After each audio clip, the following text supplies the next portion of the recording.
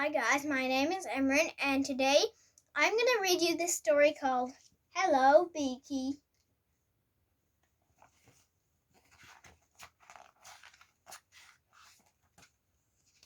An egg tumbled down through the leaves and branches and shattered into pieces on the rainforest floor.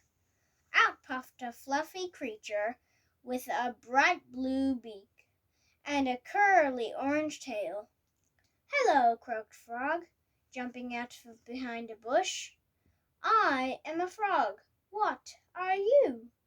The creature looked confused. Don't you know what you are? Asked Frog.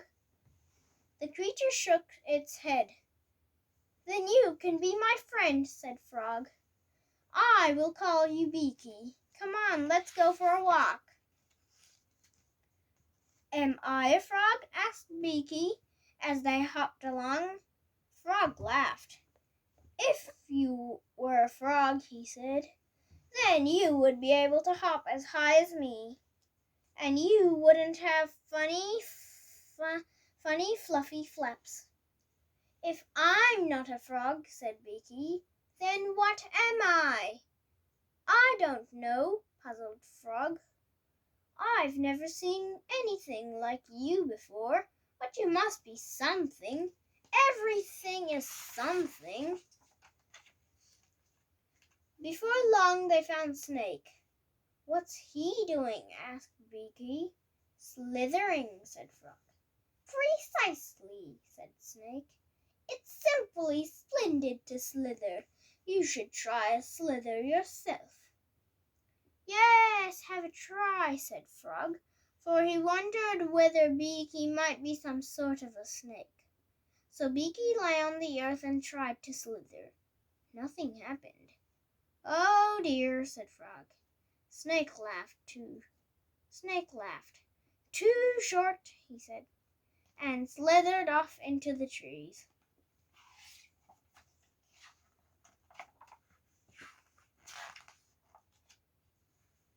Beaky and Frog hopped into the river, where they found fish gliding about in the water.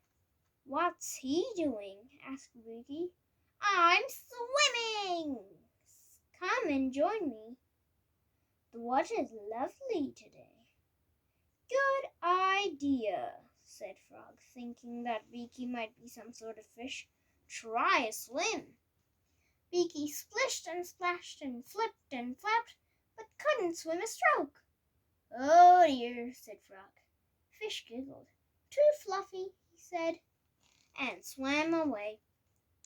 Everyone knows what they are, except me, sighed Beaky. Just then he heard something singing softly far away. Did you hear that? He said excitedly. Hear what? Said Frog. Listen, said Beaky. It came from up there. Frog looked up at the top of the trees, and then he heard it too.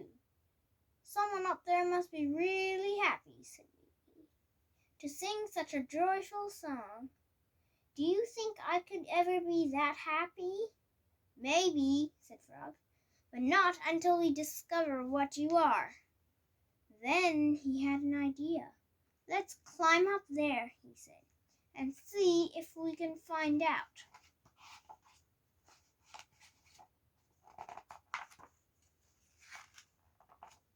So up they went, but the higher they climbed, the more frightened the frog became. So Beaky had to go on alone. On and on he struggled, all through day into the night, until he could go no further. Now I'm lost, cried Beaky, and I still haven't found out what I am. Maybe I should never have left the forest floor. Maybe the song was just a dream. And with this thought he slept. Beaky awoke the next morning to the sound of a familiar song. Looking around, he saw a circling in the air and a beautiful fluffy creature with a bright blue beak and a curly orange tail. What are you? Cried Beaky. I'm a bird, sang the creature. A bird of paradise. A bird, said Beaky. That's what I am. In his excitement, he jumped and skipped and dipped. He strutted, bobbed, and trotted, and then he tripped. Down and down he fell, crashing through the leaves and branches, down towards the earth below. Flap your wings, called the bird. Flap your wings? Beaky opened wide his fluffy flanks. My wings, he cried. These are my wings. And with a swoosh, he began to fly. Up past the tree where Snake was slithering, down to the river where Fish was swimming, and back to the vine where Frog was still waiting. Frog, said Beaky, look at me. I can't slither or swim or hop like you, but I can fly. At that moment, Beaky heard the singing once more, and it seemed to be calling him. I must go, he said, but I'll come back and visit. He flew up towards the treetops. Beaky, called Frog, you haven't told me what you are. I'm a bird, cried Beaky. I'm a bird of paradise.